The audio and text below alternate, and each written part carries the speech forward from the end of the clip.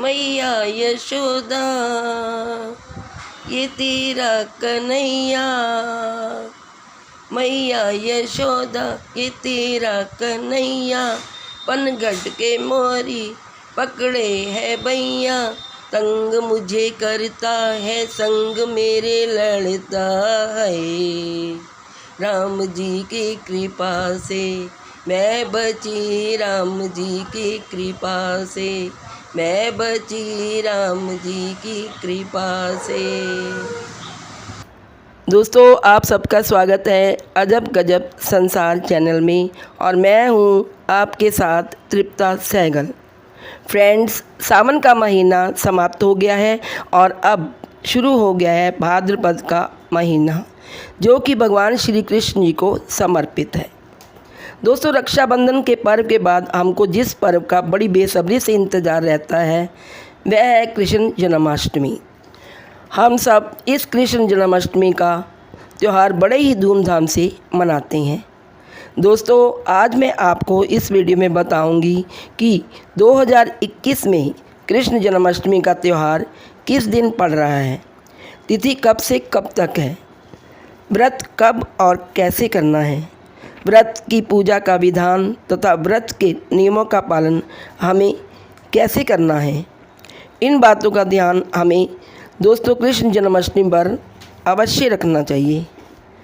इस वर्ष जन्माष्टमी पर कुछ दुर्लभ संयोग भी बन रहे हैं। ऐसे संयोग बहुत वर्षों बाद जन्माष्टमी पर बन रहे हैं।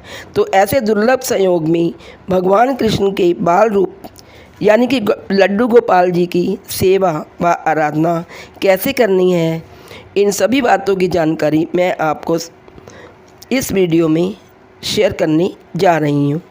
तो प्लीज़ इस वीडियो में आप मेरे साथ बने रहें तथा पूरी जानकारी के लिए आप इस वीडियो को अंत तक अवश्य देखें।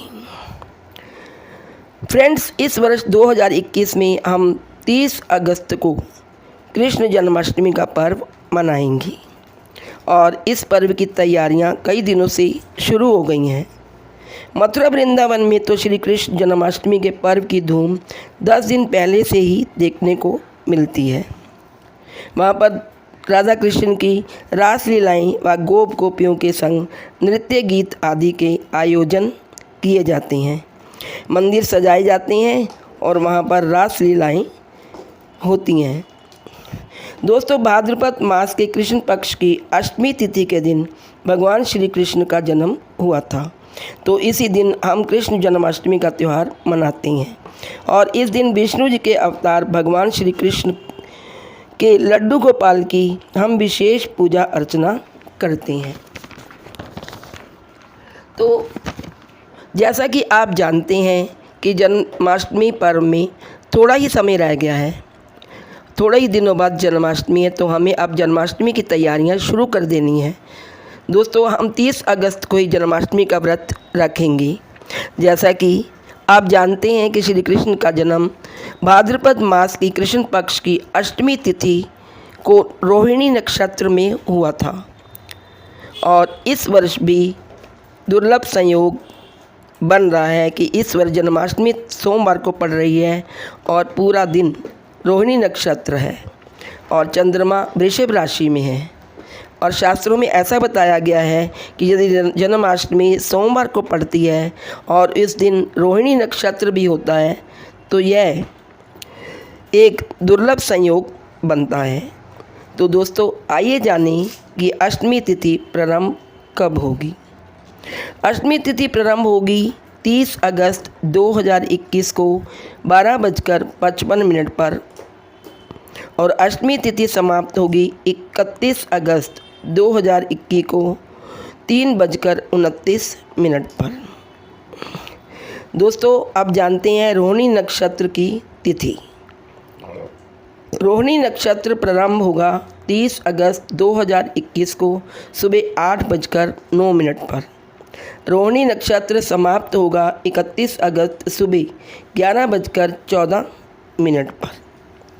तो दोस्तों, कृष्ण जन्माष्टमी का व्रत हम रखेंगे 30 अगस्त को रोहिणी नक्षत्र की उपस्थिति में। भगवान श्री कृष्ण के जन्म के समय में भी ये रोहिणी नक्षत्र था, इसलिए यह बहुत शुभ तथा महत्वपूर्ण होता है। अब हम जब जन्माष्टमी की पूजा करते हैं तो वह निशिता काल की पूजा का शुभ मुहूर्त होता है। निशिता काल में ही हम भगवान श्री कृष्ण का जन्मोत्सव मनाते हैं। तो इस वर्ष निशिता काल का समय है रात्रि 11:57 पर और समाप्ति होगी 12:45 पर 31 अगस्त को। तो कुल अवधि है 45-46 मिनट। इसी समय के दौरान हम श्री कृष्ण भगवान जी का जन्मोत्सव मनाते हैं।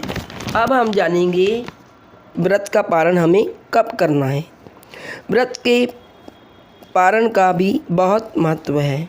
हमारे शास्त्रों में जन्माष्टमी व्रत के पारण का समय अलग अलग बताया गया है। कई लोग निशिता काल की पूजा के बाद ही व्रत का पारण कर लेते हैं। वह समय इस साल इस पर्व पर होगा 12:44 पर 31 अगस्त को। लेकिन कई राज्यों में पारण मध्य रात्रि के बाद करते हैं तथा शास्त्रों के अनुसार जन्माष्टमी व्रत के पारण का समय दूसरे दिन सूर्योदय के बाद का बताया गया है। दोस्तों, रोहिणी नक्षत्र की समाप्ति पर भी कई लोग व्रत का पारण करते हैं। दोस्तों, यदि आप सूर्य उदय के बाद व्रत का पारण करना चाहते हैं तो आप 6:06 पर भी व्रत का पारण कर सकते हैं। और जो लोग रोहिणी नक्षत्र की समाप्ति पर पारण करना चाहते हैं वे 31 अगस्त 11:14 पर व्रत का पारण कर सकते हैं,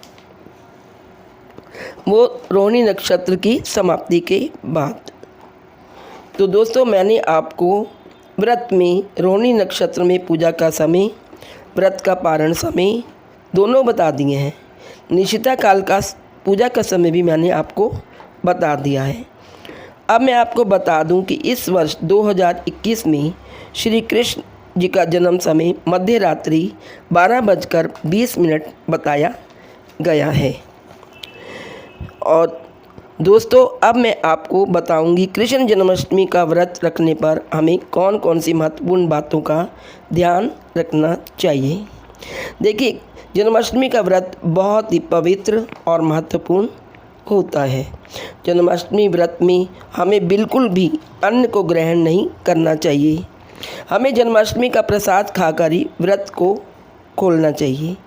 जन्माष्टमी वाले दिन व्रती को प्रातःकाल उठकर स्नान के बाद सूर्य भगवान को जल चढ़ाना है और उस दिन साफ सुथरे वस्त्र पहनकर भगवान कृष्ण के बाल रूप की यानी कि लड्डू गोपाल जी की पूजा की जाती है।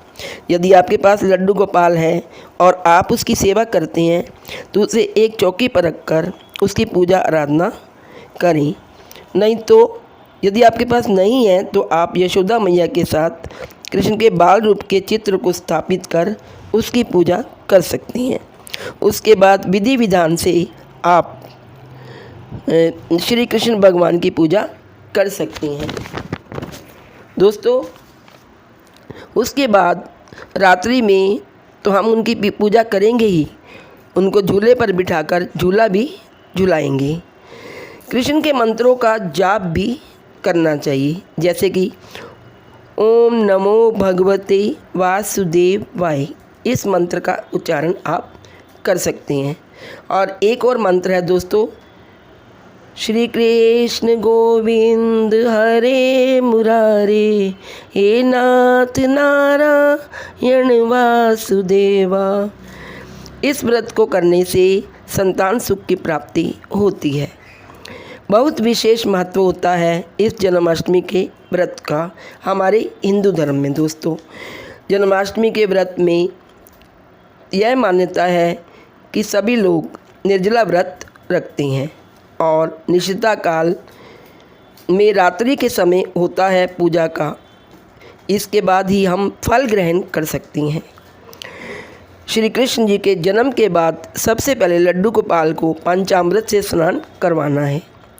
फिर लड्डू गोपाल को पंचामृत से स्नान करवाकर उन्हें पीले रंग के नए वस्त्र धारण करवाकर उनका माखन मिश्री तथा धनिये की पंजीरी का भोग लगाना है। इससे लड्डू गोपाल बहुत प्रसन्न होते हैं। इसके बाद आप कोई भी मिष्ठान, फल आदि अर्पित करना चाहते हैं तो उसकी तैयारी आपको पहले से ही कर लेनी है। इस दिन मीठी दही में तुलसी पत्र डालकर लड्डू गोपाल को भोग लगाया जाता है। यह दोस्तों बहुत ही शुभ होता है। तुलसी पत्र को आप पहले 1-2 दिन पहले ही तोड़कर रख लें जन्माष्टमी की पूजा के लिए, और तुलसी का प्रसाद हमें उनकी पूजा के बाद ही देना चाहिए। इस दिन लड्डू गोपाल के लिए झूले की व्यवस्था भी करनी चाहिए। सुबह से ही पूजा के लिए लड्डू गोपाल जी को वही झूले पर भी विराजमान कर सकती हैं, और झूले को फूलों से अच्छी तरह सजा लेना है। इसके बाद लड्डू गोपाल जी को झूला झुलाना है। तो दोस्तों, इस प्रकार जन्माष्टमी वाले दिन हमें लड्डू गोपाल की पूजा की तथा उनके जन्मोत्सव को मनाने की सारी तैयारियां करनी है, और अंत में हमें उनके सामने घी का दिया जलाकर उनकी आरती करनी है। उन्हें चंदन का टीका व माला आदि पहनाकर उनका श्रृंगार करना है। इस निशीत काल की पूजा से लड्डू गोपाल बहुत प्रसन्न होते हैं और सबकी मनोकामना पूर्ण करते हैं।